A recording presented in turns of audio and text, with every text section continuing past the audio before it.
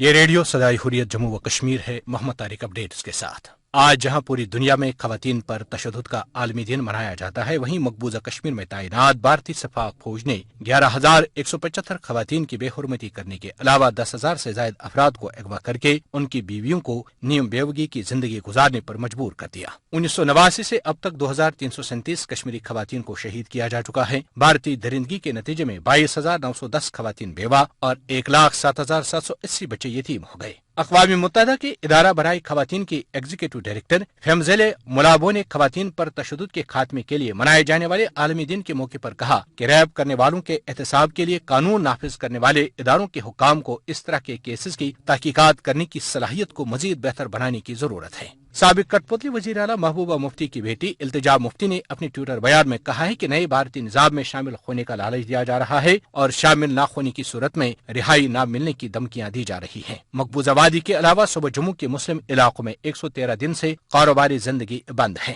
بھارتی پولیس نے آج چھانا پورہ سری نگر سے ایک حریت کارکن بشیر احمد قریشی ساکن ٹنگڈار کپواڑہ کو گرفتار کیا ہے۔ اس پر الزام ہے کہ وہ آنچار سورا سری نگر میں بھارت مخالف مظاہروں کو منظم کرتا رہا۔ درین اثنا سری نگر میں جگہ جگہ پوسٹرز اویزاں کیے گئے ہیں، جن میں کشمیری عوام سے کہا گیا کہ وہ بھارت کے خلاف سول نافرمانی کی تحریک جاری رکھتے ہوئے بھارتی حکمرانوں کے صورتحال معمول پر آنے کے دعووں کی نفی کریں۔ اپڈیٹس ختم ہوئے۔